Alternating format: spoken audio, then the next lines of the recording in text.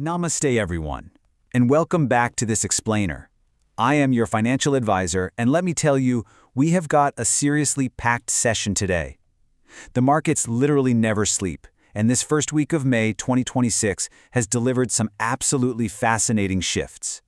So, let's just cut through the noise, look at the fundamental impacts driving these moves, and figure out how it all shapes our wealth. Look at this number, 72.41%.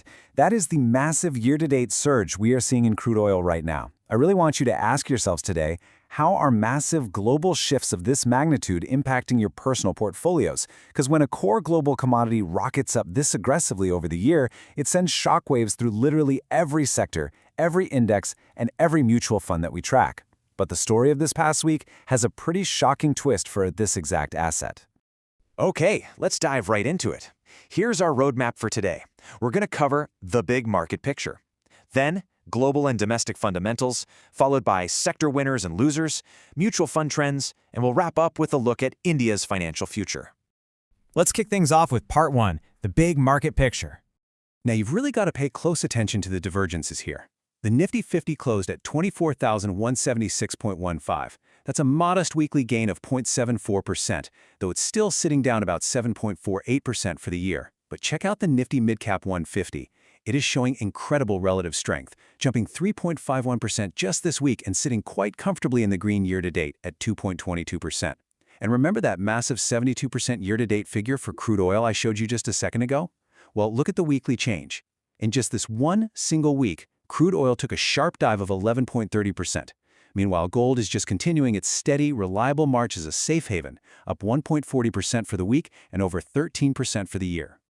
Now what's really interesting about this next section is the news driving all of this. Part 2, Global and Domestic Fundamentals.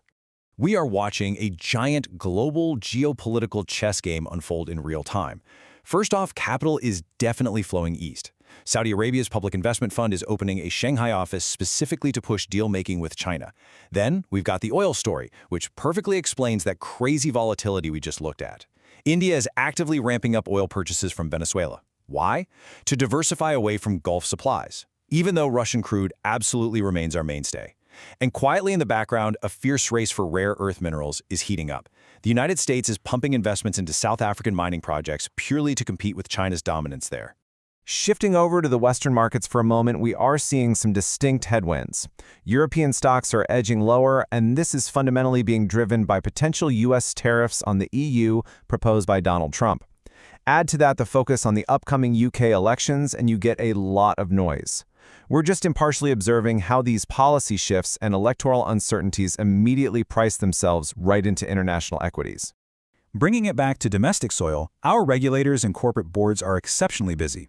CBI has issued a very strict warning to all market entities regarding new generation AI, specifically naming Mythos, and they are mandating that firms lock down their cyber defenses immediately. This is serious stuff. In the corporate governance space, there's some notable discord on the board of a major Indian entity because of Noel Tata's resistance to an IPO. But on a very exciting note for structural innovation, CBI is proposing to open the doors of Gift City for bond platforms. This could be a massive, real game changer for our domestic debt markets. Let's move along and see how this builds into part 3, sector winners and losers. The contrast we're seeing here is absolutely stark, my friends. IT and telecom had a stellar week, surging by an impressive 8.50%. Healthcare followed right behind with a really robust 5.93% gain. But on the other side of the ledger, we saw slight pullbacks in public sector banks, down 1.30%. And crucially, oil and gas lagged, dropping 0.82%. As your advisor, I really want you to connect the dots here. That 11.30% plunge in global crude prices we analyzed a minute ago, that directly correlates to the lagging performance we are seeing in our domestic oil and gas sector equities this week. Let's switch to the mutual fund lens for part 4, mutual fund trends. And this brilliantly illustrates the power of international diversification. Just look at the annualized returns for these international schemes. The Axis Global Equity Alpha Fund of Funds is boasting a massive 36.07% return over just 1 year, and it's up 8.72% year-to-date. Similarly, the Franklin U.S. Opportunities Fund is showing a 34.58% one-year return and 11.12% year-to-date. But of course, as a responsible advisor, I've got to remind you, mutual fund investments are subject to market risks, so please always read all scheme-related documents carefully. We've also got a couple of critical administrative updates for the mutual fund space. If you're currently tracking international exposure, you should know that Invesco Mutual Fund is resuming subscriptions in 3 of its international funds. Also, for all the distributors tuning in, AmFi is strongly urging mutual fund distributors to update their GST details immediately to make sure your compliance is perfectly smooth. Finally, let's wrap up with Part 5, India's financial future. So, the crucial point we are building to is this staggering projection from the India Brand Equity Foundation. They project that India's financial services sector will nearly double its profits by the financial year 2030. Double!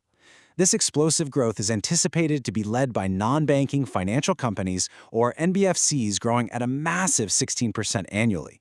So what is actually driving this? Well, the research points directly to retail credit, wealth management, payments, and insurance. This is a structural tailwind that simply cannot be ignored. Which leaves us with the absolute most important question you need to ask yourself today: is your portfolio properly positioned to capture this FY30 financial boom? Are you overexposed to the lagging sectors, or are you strategically aligned with the growth drivers of tomorrow? I highly encourage you to take some time to review your asset allocation based on the fundamentals we covered today. Thank you so much for joining me in this explainer. Stay disciplined, stay entirely focused, and I will see you next time to decode the markets once again.